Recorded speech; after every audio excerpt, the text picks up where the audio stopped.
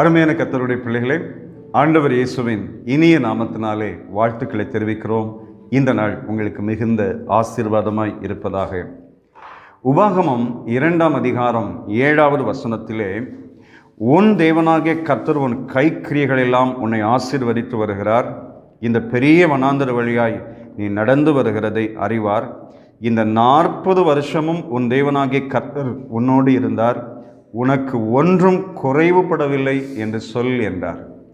இந்த பெரிய வனாந்தர வழியாய் இஸ்ரவேல் ஜனங்களை எகிப்தில் இன்னும் இரும்பு காழவாயிலிருந்து அழைத்து வருகிறார். அழைத்து வந்த தேவன் அவர்களை அழைத்து வருகிற நாள் முதல் அவர்கள் சுதந்தரிக்கப் போகிற கானான் தேசத்தை அடைகிற நாள் வரைக்கும் ஆண்டவர் அற்புதமாய் அவர்களுடைய தேவைகளை சந்தித்தார். மன்னாவை கொடுத்தார், அவர்களுக்கு வேண்டிய தண்ணீரை வனாந்திரத்திலே கொடுத்தார். அவர்கள் பாதரட்சை தேய்ந்து போகவில்லை, வஸ்திரம் பழமையாய் போகவில்லை.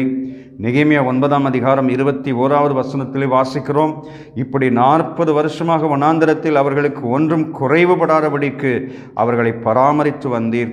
அவர்கள் வஸ்திரங்கள் பழமையாய் போகவும் இல்லை, அவர்கள் கால்கள் வீங்கவும் இல்லை. அல்லேலூயா. இப்படி இஸ்ரவேல் ஜனங்களை நடத்தின தேவன்தான் நம்முடைய தேவன். இந்த காலை நேரத்திலே நீங்கள் அநேக எதிர்பார்ப்புகளோடு கூட இருக்கலாம், அநேக தேவைகளோடு கூட இருக்கலாம். இந்த வசனத்தை வாசிக்கும் போது நமக்கு ஒரு உற்சாகம், நம்பிக்கை பிறக்கிறது. வனாந்திரத்திலே 40 ஆண்டுகளை நடத்தின தேவன் என்னை இதுவரைக்கும் ஒரு குறைவில்லாமல் நடத்தி இருக்கிறார், இனிமேலும் நடத்துவார். தேவனுடைய பிள்ளைகளே, சோர்ந்து போக வேண்டாம், மன தைரியமாயிருங்கள். இஸ்ரவேல் ஜனங்களை நடத்தின தேவன்தான் நம்முடைய தேவன், அற்புதங்களை செய்த தேவன்தான் நம்முடைய தேவன். நம்முடைய வாழ்க்கையிலும் ஆண்டவர் இயற்கைக்கு அப்பாற்பட்ட அற்புதத்தை செய்வார். அவர் வனாந்திரத்தில் வழியையும் அவாந்தர வழியில் ஆறுகளையும் உண்டாக்குகிறவர். இல்லாத ஒன்றிலிருந்து இருக்கிறதை உண்டாக்கக்கூடிய தேவன்.